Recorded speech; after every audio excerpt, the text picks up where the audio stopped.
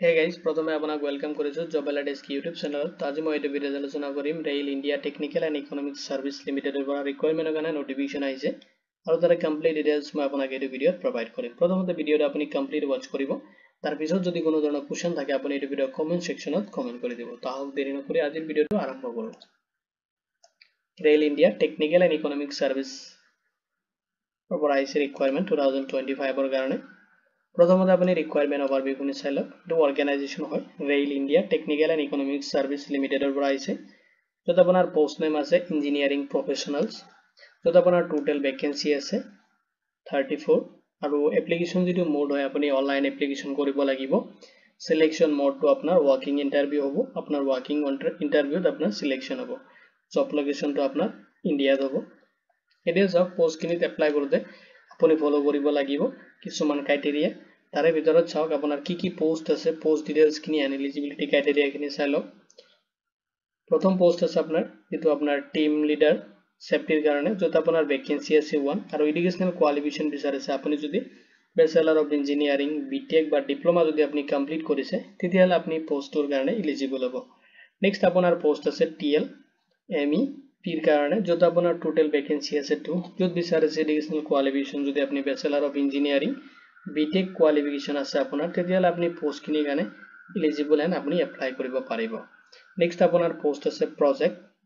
Engineer, যত আপোনাৰ MEP ৰ কাৰণে আছে, যত আপোনাৰ টোটাল ভ্যাকেন্সি আছে 12, যত আপোনাৰ এডুকেশনাল কোয়ালিফিকেশন বিচাৰিছে যদি আপুনি ব্যাচেলাৰ অফ ইঞ্জিনিয়াৰিং বা বিটেক যদি আপুনি কৰিছে তেতিয়াহলে আপুনি পোষ্ট খিনিৰ কাৰণে এলিজিবল এন্ড আপুনি এপ্লাই কৰিব পাৰিব। নেক্সট আপোনাৰ সেফটি ইঞ্জিনিয়াৰৰ কাৰণে পোষ্ট আছে, যত আপোনাৰ 2 ভ্যাকেন্সিজ আছে, যত আপোনাৰ এডুকেশনাল কোয়ালিফিকেশন বিচাৰিছে।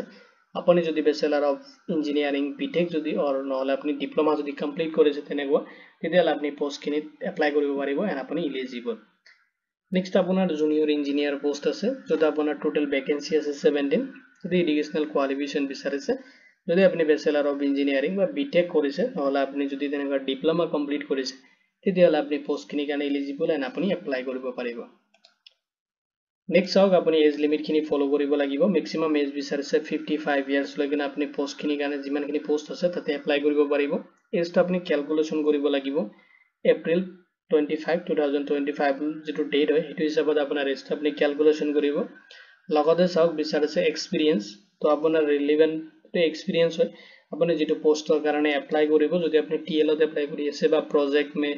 ইঞ্জিনিয়াৰিং বা সেফটি বা জুনিয়ৰ ইঞ্জিনিয়াৰ যদি আপুনি যেটো পোষ্টৰ কাৰণে আপুনি এপ্লাই কৰিব হেতু পোষ্টত আপোনাৰ তেনেকুৱা এক্সপেৰিয়েন্স থাকা হ'ব লাগিব। এতিয়া চাওক ইম্পৰ্টেন্ট ডেটস খিনি প্ৰথমতে অনলাইন যেটো এপ্লিকেশন হয় মাৰ্চ 13 2025 ৰ পৰা অলৰেডি ষ্টাৰ্ট হৈছে। আপুনি অনলাইন এপ্লিকেশনটো সাবমিট কৰিব পাৰিব। এপ্লাইৰ যেটো লাষ্ট ডেট হয় আপুনি এপ্ৰিল 24 2025 লৈকে আপোনাৰ এপ্লিকেশনটো লাষ্ট সাবমিট কৰিব পাৰিব। ওয়াৰ্কিং যেটো ইন্টাৰভিউ ডেট দি আছে আপোনাৰ এপ্ৰিল 21 ৰ পৰা ষ্টাৰ্ট হ'ব। এপ্ৰিল 25 2025 লৈকে আপোনাৰ ইন্টাৰভিউ প্ৰসেস খিনি হ'ব। তাতে আপুনি ওয়াৰ্কিং ইন্টাৰভিউ এটেম্প কৰিব লাগিব। এতিয়া চাওক যেটো এপ্লিকেশন প্ৰসেস হয় আপুনি কেনেকৈ এপ্লাই কৰিব তাৰ বেসিক ডিটেইলছ মই প্ৰথমতে আপোনাক এটা প্ৰভাইড কৰিম। নেক্সট আপোনাক পোৰ্টেলত মই দেখুৱাম আপুনি কেনেকৈ আপোনাৰ এপ্লিকেশনটো সাবমিট কৰিব। এতিয়া চাওক প্ৰথমতে আপুনি ভিজিট কৰিব লাগিব যেটো অফিশিয়াল ওয়েবসাইট আছে তাতে আপুনি ভিজিট কৰিব, যেটো লিংক মই ভিডিওৰ ডেসক্ৰিপশনতো প্ৰভাইড কৰি দিম। তাতে আপুনি ফাইন্ড আউট কৰিব লাগিব যেটো ৰিসেন্ট বা লেটেস্ট ৰিকোয়াৰমেন্ট আছে তাতে আপুনি ক্লিক কৰিব লাগিব and rail India technical and economic সাৰ্ভিসৰ যেটো ইঞ্জিনিয়াৰিং প্ৰফেশনালস ৰিকোয়াৰমেন্ট চলি আছে তাতে আপুনি ক্লিক কৰিব। নোটিফিকেশনটো কমপ্লিট চাব। নেক্সট আপুনি যাব লাগিব ৰেজিষ্ট্ৰেচন সেকশনত, যাইকিনে আপোনাৰ ৰেজিষ্ট্ৰেচন প্ৰসেস খিনি কমপ্লিট কৰিব। তাৰ পিছত আপুনি যাব লাগিব আপোনাৰ এপ্লিকেশন সেকশনত যাইকিনে আপুনি আপোনাৰ এপ্লিকেশন ফৰ্মটো সাবমিট কৰিব। সাবমিট কৰি গেলে ৰিকোয়াৰমেন্ট যিখিনি ডকুমেন্টস আছে সাবমিট কৰিব লাগে তাতে আপুনি আপলোড কৰিব এন্ড আপুনি ফাইনাল সাবমিট দি কিনে এজ এ ফিউচাৰ ৰেফাৰেন্সৰ কাৰণে আপোনাৰ যেটো এপ্লিকেশন একনলেজমেন্ট ৰিসিভ হয় আপুনি তাৰ পৰা প্ৰিন্ট আউট ৰাখি থব এজ এ ফিউচাৰ ৰেফাৰেন্সৰ কাৰণে। তো আপুনি এপ্লাই কৰোতে কোনো ধৰণৰ এপ্লিকেশন ফি আপুনি পেমেন্ট কৰিব নালাগে, টোটালি ফ্ৰী অফ যিকোনো ক্যাটাগৰি হ'ব পাৰে আপুনি কোনো ধৰণৰ এপ্লিকেশন ফি পেমেন্ট কৰিব নালাগে। এতিয়া চাওক সিলেকশন প্ৰসেস খিনি। তো আপোনাৰ সিলেকশনটো ওয়াৰ্কিং ইন্টাৰভিউ হ'ব। তো আপুনি যদি এপ্লাই কৰিব এপ্লাইৰ পিছত আপোনাক শৰ্টলিস্টেড কৰা হ'ব আৰু শৰ্টলিস্টটো আপোনাৰ এডুকেশনাল কোয়ালিফিকেশন আৰু এক্সপেৰিয়েন্সৰ ওপৰত বেচ কৰি কিনে আপোনাক শৰ্টলিস্টেড কৰা হ'ব। শৰ্টলিস্টেড হোৱাৰ পিছত আপুনি ফেস কৰিব লাগিব ইন্টাৰভিউ আৰু ইন্টাৰভিউ ডেটটো দিয়া আছে এপ্ৰিল 21 ৰ পৰা লৈ কিনে 25 লৈ কিনে হ'ব আপোনাৰ ইন্টাৰভিউ। তো আপুনি যদি শৰ্ট লিস্টেড হয় তেতিয়াহ'লে আপুনি ইন্টাৰভিউ ফেস কৰিব লাগিব আৰু আপোনাৰ ইন্টাৰভিউৰ সময়ত আপোনাৰ লাগিব অৰিজিনাল ডকুমেন্টস লগতে লাগিব আপোনাৰ ফটোকপি ডকুমেন্টস খিনি অৰিজিনাল খিনি আপুনি এতক দেখাব লাগিব আৰু এটো ফটোকপি হয় তাতে আপুনি সাবমিট কৰিব লাগিব এতিয়া চাওক ইম্পৰ্টেন্ট লিংক খিনি তো এপ্লাই লিংকটো অলৰেডি আমাৰ জব এলাৰ্ট এস্কেপ পৰ্টেলত মই আপডেট কৰি থৈছো যদি আপুনি ইন্টাৰেষ্টেড এণ্ড এলিজিবল ক্যান্ডিডেট হয় তো আপুনি ভিজিট কৰিব পাৰে জব এলাৰ্ট এস্কেপ পৰ্টেলত যেটো লিংক মই ভিডিওৰ ডেসক্ৰিপচনত প্ৰভাইড কৰি দিম আপুনি তাতে ক্লিক কৰিলে আমাৰ পৰ্টেলত আপুনি ৰিডাইৰেক্ট হ'ব তাতে আপুনি ইম্পৰ্টেন্ট লিংক ডিটেইলছ খিনি সিস্টেমেটিক ভাবে পাই যাব লগতে আপুনি ইম্পৰ্টেন্ট লিংক খিনি এপ্লাই লিংক নোটিফিকেশন লিংক খিনি তাতে অলৰেডি মই প্ৰভাইড কৰি দিছো তাৰ পৰা আপুনি যদি বিচাৰে নোটিফিকেশনটো ডাউনলোড কৰিব পাৰিব আৰু এপ্লাই কৰোতে আপোনাক মই কলো কোনো ধৰণৰ এপ্লিকেশন পেমেন্ট আপুনি কৰিব নালাগে যিকোনো ক্যাটাগৰী আপুনি নহওক কিয় আপুনি কোনো ধৰণৰ এপ্লিকেশন ফি পেমেন্ট কৰিব নালাগিব এটা চাওক আপুনি কেনেকৈ এপ্লাই কৰিব তাৰ আগতে চাওক অফিশিয়াল ওয়েবসাইট যেটো আছে আপুনি ভিজিট কৰিব পাৰে আপুনি যিকোনো ব্ৰাউজাৰত যাই কিনে সাৰ্চ কৰিব www.rites.com সাৰ্চ কৰিলে যেটো আপোনাৰ ৰেল ইন্ডিয়া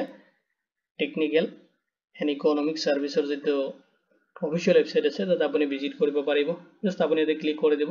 অফিশিয়াল ওয়েবসাইটত ভিজিট হৈ আহি যাব আপুনি নেক্সট আপুনি যাব লাগিব কেৰিয়াৰ সেকশনত তাতে ড্ৰপ ডাউন দিয়া আছে আপুনি চাব ড্ৰপ ডাউনত আহি কিনে এটা ভ্যাকেন্সি ডিটেইলছ দিয়া আছে আপুনি ভ্যাকেন্সি ডিটেইলছত ক্লিক কৰি দিব তো ভ্যাকেন্সি ডিটেইলছত যেতিয়া আপুনি ক্লিক কৰিব তো অলপ লোডিং লব যেটো কেৰিয়াৰ সেকশন মানে কেৰিয়াৰ যেটো পেজ হয় এটো ওপেন হৈ যাব আপুনি চাইছে কেৰিয়াৰ পেজটো ওপেন হৈ আছে তো অলপ স্ক্ৰল কৰিব স্ক্ৰল কৰি কিনে চাব আপুনি এটা এনেকা এটা নোটিফিকেশন মানে নোটিছ এটা আহিব আপুনি এটা তো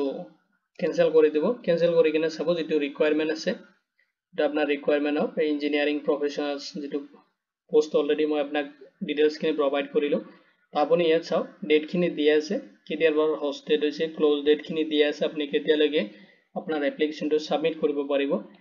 নেক্সট আপুনি চাওক নোটিছ এটো আছে ভ্যাকেন্সি তাতে ভিউ অপশন দিয়া আছে আপুনি যদি ডাইৰেক্ট ক্লিক কৰে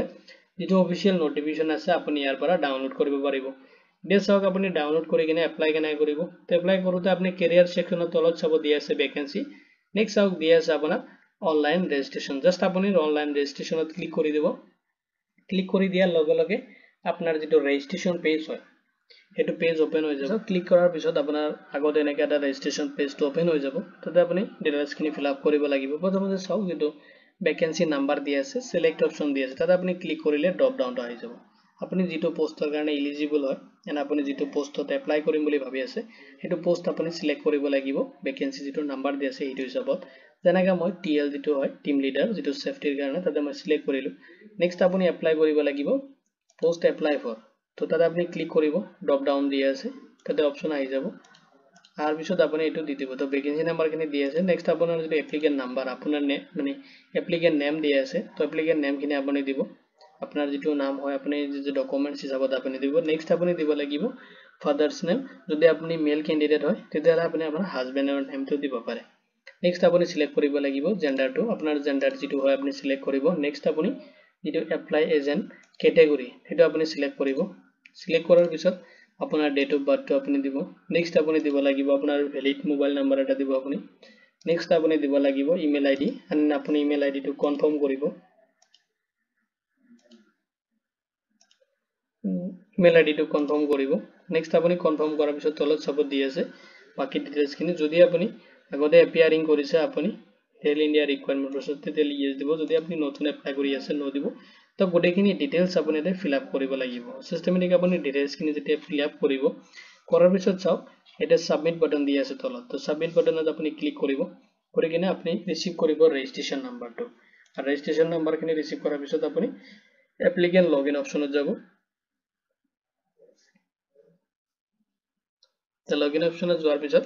আপোনাৰ যদি এপ্লিকেশন লগইন আইডি হয় এন্ড আপুনি পাসওয়াৰ্ড যেটো ৰিসিভ কৰিব এটা আপুনি এতে এন্টাৰ কৰাব নেক্সট যদি আপুনি পাসওয়াৰ্ড নাই তেতিয়ালে আপুনি পাসওয়াৰ্ড পাহৰি গৈছে তেতিয়ালে আপোনাৰ ডেট অফ বাৰ্থ আপুনি সিলেক্ট কৰিব কৰি কিনে লগইন অপশন ক্লিক কৰি কিনে তো আপোনাৰ লগইন কৰিব লগইন কৰি কিনে আপোনাৰ যিখিনি পাৰ্সোনাল ডিটেইলছ এডুকেশনাল ডিটেইলছ খিনি আছে তাতে ফিল আপ কৰিব লাগে হেকিনে আপুনি ফিল আপ কৰি কিনে আপোনাৰ এপ্লিকেশনটো আপুনি ফাইনাল সাবমিট দি দিব